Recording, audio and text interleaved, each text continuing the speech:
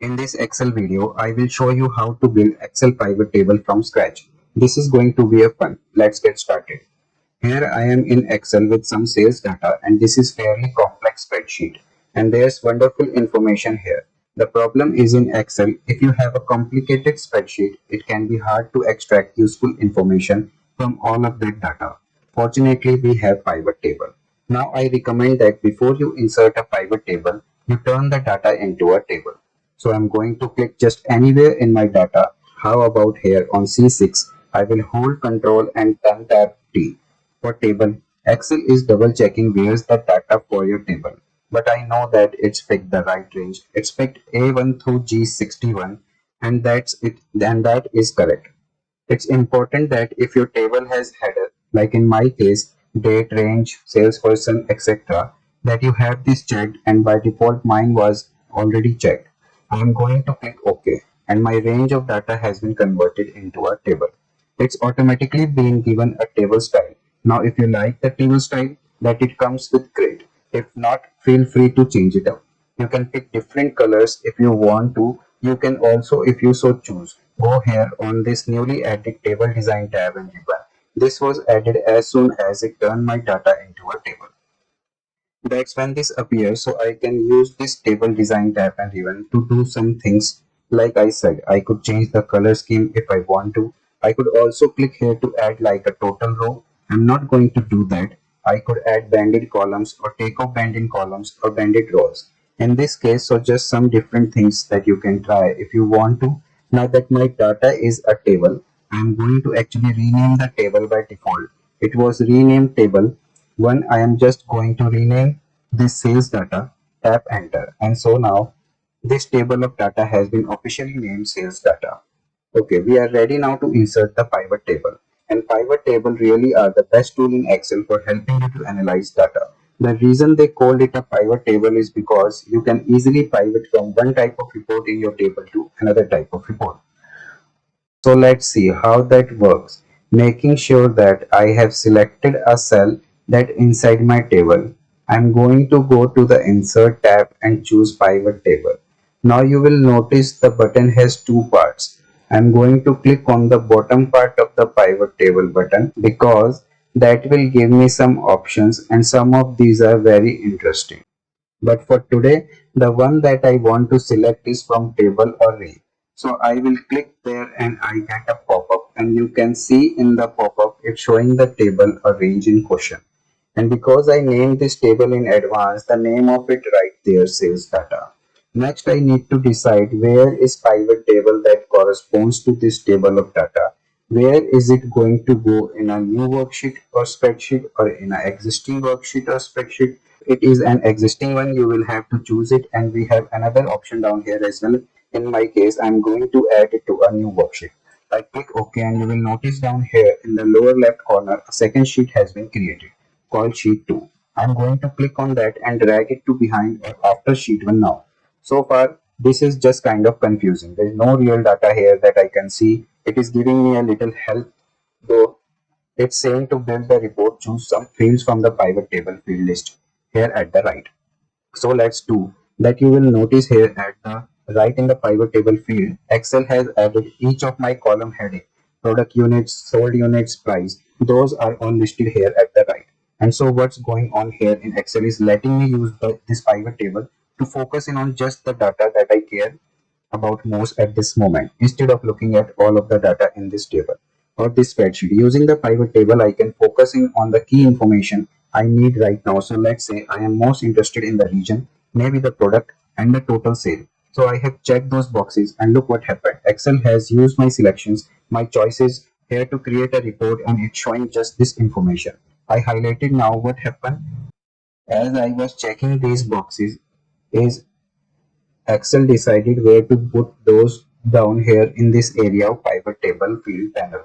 And notice you can drag fields between areas below.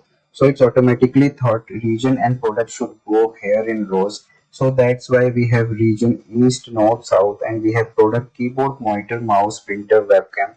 Those are all in rows. Well, what are in column? Nothing really so far, but we also do have value sum of total sale. Now we could change this up. Let's say I want the region to be one of the column. I could click on region and drag it here and drop it in column. And now you can see that what happened. So now in the row I have the product, in the column I have the region, north, south, west.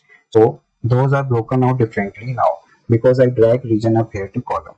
It's still tracking the sum of total sales. I am going to put that back for now. One other thing you should be aware of when it comes to the field that you have in these different areas, it matters which one is on top. So it is right now region is on top, so I can focus and on the east region and see how the sales of keyboards and monitor have gone. But if switch those two and drop region below product, now it's going to show each product, like say keyboard and each region and how the keyboard has been selling in each of those regions. It looked like it's struggling in the east region. Now watch this. But if I want to add another field to my report, I can go here and let's say add salesperson by checking that box. Salesperson has been added. But you know what, I would really like the salesperson to actually be a column. So I'm going to click here on the column. So now I have product and region as rows, and then columns are the different people's that are interesting way to organize the report. But there's another area here I haven't used yet, and that's filters. I am going to move salesperson over to filters and look at what happens now. That I have got salespersons in the filter area, I can go up here to the top of my report and I can change the salespersons right now. This data is showing all of the team sales as a total. But if I click here on all or on this drop down arrow button, I can change it from all to just Bob. Click OK. So these are the sales results just for Bob. You can see Bob has sold laptop in north and west region but not the south and east. And you can see the total number of sales generated. What about Ethan? I can switch to Ethan and the number all changes. So this is a very powerful option. I think deciding which of these fields will be used as a filter. And to me, salesperson makes a lot of sense in this case. For now, I am going to click on the filter button and switch it back to all and click OK. Now let's look for a minute.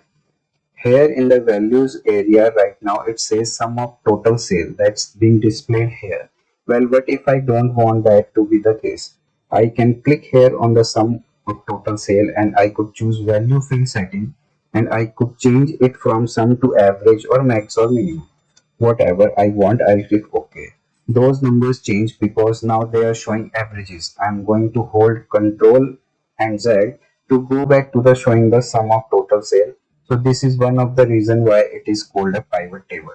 I can quickly pivot from showing the data in a report that's formatted one way to changing it to be displayed in another way or yet another way. And I can add more and more information, or if I choose I can remove information to focus in on a smaller piece of data and produce maybe a simpler report. Not important to notice that because I have inserted a pivot table, I actually now have two additional tabs that produce different ribbons for me across the top of the Excel. There is the pivot table analyze tab and the design tab, but they are specific to pivot table. Let's look at design. With the design tab selected, I can change up the look and feel of the pivot table.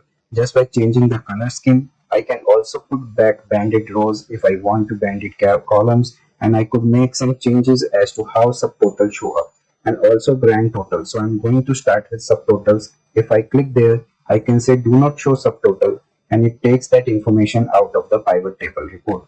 I could show all subtotals at bottom of the group. So now the subtotals appear here, or I could have it show at the top of the group. So these are some nice options for how the data is displayed in your report.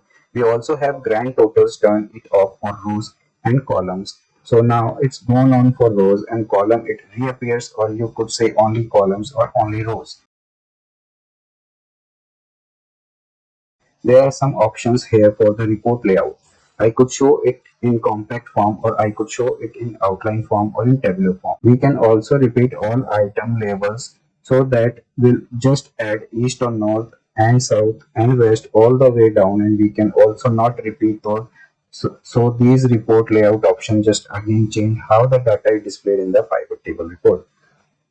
Finally, we can add blank rows like a blank line after each item. It just spread out the data a bit, and I can remove that. Now I can also go to the pivot table analyze tab to make some other changes. For example, the pivot table is named automatically for me, but I can change this and call it sales data 2024.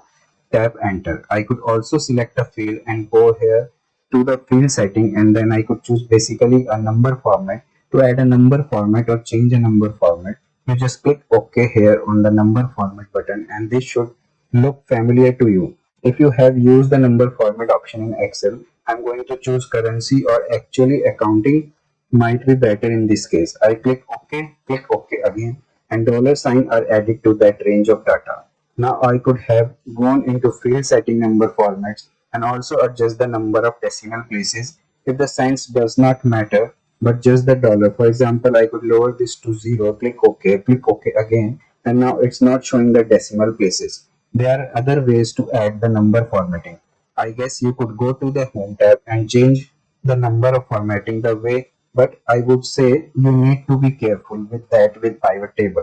Pivot tables work a little differently, and so it's better to change the number formatting the way I showed by using the pivot table analyze tab. The other way you could do it is right click on a cell that's in the field that you want to change and then choose value field setting. It takes you to the same place I showed earlier. Number format and change the number format. So in this video, I have shown you how to build Excel pivot table from scratch. I hope you found this video to be helpful. If you did, please like, follow and subscribe. Thank you for watching.